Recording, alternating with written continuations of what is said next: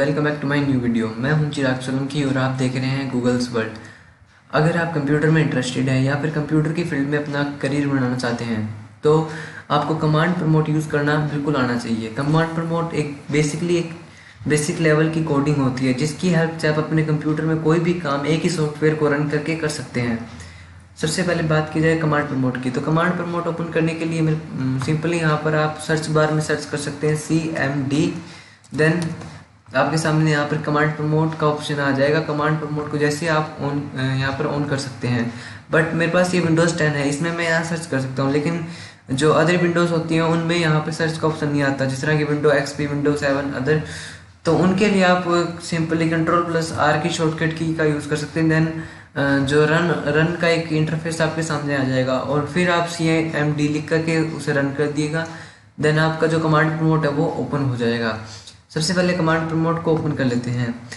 तो command promote कुछ इस प्रकार का इंटरफेस होता है, आप अपनी मेरी स्क्रीन पर ये देख सकते हैं। कमांड प्रमोट ये लिखा हुआ है, यहाँ पर अपने कर्सर को लाते हैं और फिर राइट क्लिक करते हैं। तो प्रॉपर्टीज़ के ऑप्शन पे जैसे आप जाएंगे तो यहाँ पर आप अपने जो फ़ॉन्ट का साइज है, लेआउट है, कलर है और अदर ऑप्शंस भी कुछ यहाँ पे आपको मिल जाएंगे, जिससे आप अपने कमांड प्रमोट की जो सेटिंग्स है वो चेंज कर सकते हैं। आप बैकग्राउंड कलर, टेक्स्ट कलर सब कुछ अपने हिसाब से चेंज कर सकते हैं। यहाँ पर सबसे पहले लिखा हुआ है माइक्रोसॉफ्ट विंडोज़ वर्जन। ये मेरी विंडो का जो वर्जन है वो यहाँ पर लिखा हुआ है। सबसे पहले मैं आपको ये बताऊँ कि कमांड प्रमोट क्या होता है और इसे कैसे यूज़ करते हैं। मैं उससे पहले आपको एक छोटी सी कोडिंग कह सकते हैं आप इसे, या फिर एक शॉर्टकट की कह सकते हैं, जिसकी हेल्प से आप अपने सिस्टम की सारी इन्फॉर्मेशन एक सेकंड में पता लगा सकते हैं। वो मैं आपको बता देता हूँ।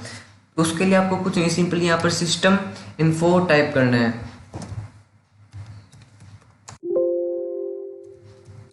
उसके बाद में जैसे आप एंटर प्रेस करेंगे तो यहाँ पर देखिए लोडिंग करके कुछ आने लग जाएगा और उसके बाद 2-3 सेकंड के बाद में आप जैसे ही देखेंगे यहाँ पर आपकी जो सारी इन्फॉर्मेशंस यहाँ पर आ जाएगी। आपने सिस्टम कब बाय किया था, क्या कुछ इसमें विंडो कब डाली, कौन सा सर्वर है, वगैरह वगैरह सारी इन्फॉर्मेशंस इसमें आ जाएगी। उसके बाद में बात की जाए ये जो लिखा हुआ है इसकी, तो ये लिखा हुआ है C यूजर्स डेल। इसका मतलब ये है कि जो कमांड प्रमोट है ये C volume users folder Dell folder के अंदर फिलहाल ये वर्क कर रहा है। तो मैं साथ के साथ आपको माई कंप्यूटर में ये शो भी कर देता हूँ। ये जो लोकल डिस्क कह सकते हैं आप इसे, या वॉल्यूम कह सकते हैं, वॉल्यूम C है मेरे लैपटॉप की। उसके अंदर यूजर्स नाम के फोल्डर के अंदर, डेल नाम के फोल्डर के अंदर फिलहाल जो कमांड प्रमोट है वो काम करने लग रहा है, वर्क करने लग रहा है।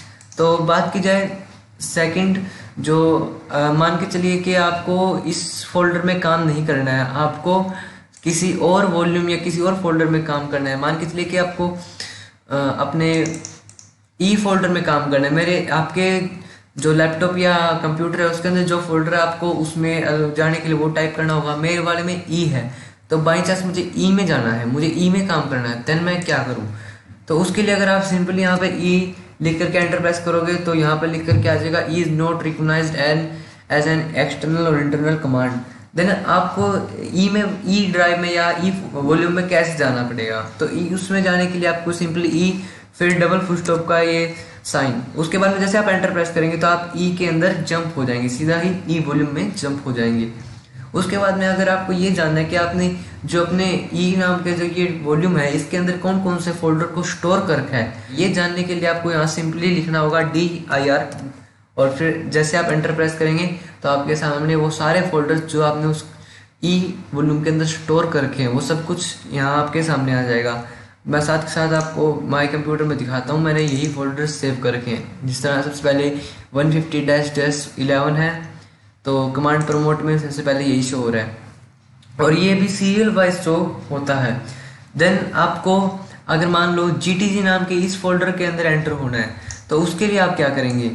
तो अगर आप फिर से अगर GTG और डबल डॉट दबाते हैं तो सिंपली ऐसे दबाने से ये आप इसमें नहीं जा पाएंगे, इस ड्राइव में एंटर नहीं कर पाएंगे, क्योंकि वो आपने वॉल्यूम चेंज करी थी। वॉल्यूम चेंज करने के लिए वो सिंपली जो भी वॉल्यूम है और उसके बाद में डॉट डॉट लगाने से हो जाता है, लेकिन आपको फोल्डर के अंदर एंटर करना है। फोल्डर के अंदर एंटर करने के लिए CD चेंज ड्राइव, उसके बाद में स्पेस, आपको लिखना है जो भी जिस भी फोल्डर में आप जाना चाहते हैं। जिस तरह कि मुझे GTG में जाना है तो मैं GTG टाइप करता हूँ और एंटर प्रेस करता हूँ। आप देख सकते हैं मैं GTG के अंदर एंटर हो चुका हूँ।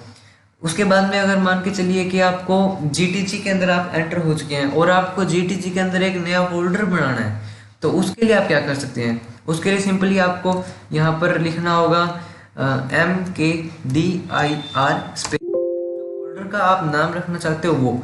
तो मैं यहाँ पर फोल्डर का नाम रखूँगा GTG2। उसके बाद में जैसे आप एंटर प्रेस करेंगे तो यहाँ पर ये इस तरह से इंटरफेस वापस से लिख करके आ जाएगा जो पहले ऊपर लिख करके आ रहा था। अब आपको इससे ये तो नहीं पता चला कि आपका फोल्डर बना है या नहीं बना। तो अगर आप सिंपली इस अपने फाइल मैनेजर में जाकर चेक करोगे तो ये देखिए फोल्डर तो बन चुका है। लेकिन अगर आप इसे कमांड प्रमोट में ही चेक करना चाहते हैं कि फोल्डर बना है या नहीं बना, तो आपको सिंपली फिर से लिखना होगा DIR। देन आप जैसे ही एंटर प्रेस करेंगे तो आप देख सकते हैं कि यहाँ पर ये फोल्डर बन चुका है। और अगर पहले आप इस तरह करके चेक करते हैं तो ये फोल्डर नहीं बना हुआ था, न्यू फोल्डर था, अभी अभी मैंने बनाया था, ये एम्प्टी था। तो अब मेरे को GTG के अंदर GTG2 में भी एंटर करना है, तो उसके लिए मैं सिंपली यहाँ लिखूंगा CD अगेन GTG2 और जैसे मैं एंटर प्रेस करूंगा मैं GTG2 के अंदर आ जाऊंगा। तो देन गाइस मैंने यहाँ पर जिस तरह दो फोल्डर ओपन कर रखे हैं, बट मेरे को वॉल्यूम E में जाना है। सिंपली यहाँ पे CD और स्पेस जैसे ही एंटर प्रेस करूंगा और /... स्पेस की वजह से जरूरत है, आपकी मर्जी है, आप अगर स्पेस नहीं भी दोगे तो काम चल जाएगा। जैसे मैं ये लिख के एंटर प्रेस करूंगा तो मैं वॉल्यूम E में डायरेक्ट आ जाऊंगा। और अगर अब मैं मान के चलो मेरे को वापस से उसमें जाना है तो मैं फिर से एक बार GTG में चला जाता हूँ फोल्डर में। मैं अब GTG के अंदर आ चुका हूँ और अब मेरे को इसी से सिर्फ वापस जाना है, तो मेरे को यहाँ पर लिखना होगा CD चेंज टाइप डॉट और उसके बाद में एंटर। अब देख सकते हैं मैं वॉल्यूम E में वापस से आ चुका हूँ।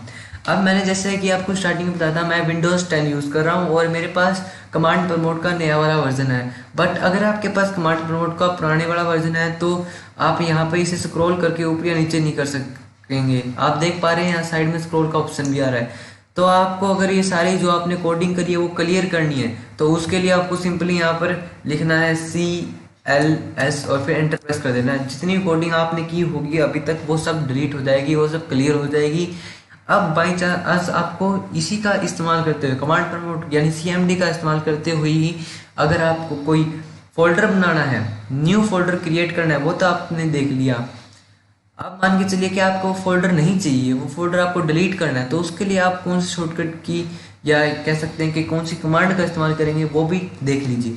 सबसे पहले मैं GTG के अंदर एंटर हो जाता हूँ और इस कमांड प्रमोट की एक खास बात यह भी है कि आप जब यहाँ पर किसी मान के चलिए आपको किसी फोल्डर या फाइल में एंटर होना है, नेम लिख रहे होते हैं तो एक या दो अक्षर ज़्यादा 3 अक्षर लिखने के बाद में आप टैब अगर प्रेस कर देते हैं तो उसका नाम ऑटोमेटिकली आ जाता है। और उसके बाद में आप जैसे ही एंटर प्रेस करेंगे आप अपने उसी फोल्डर या फिर फाइल के अंदर एंटर हो जाएंगे। अब मान के चलिए कि इसके अंदर आपको देखने पहले तो कौन कौन से फोल्डर रहते हैं। सिंपली यहाँ पे DIR और एंटर प्रेस करेंगे तो यहाँ पर आपको दिख जाएगा यहाँ पे GTG, जो GTG है वो GTG2 ये फोल्डर इसके अंदर है।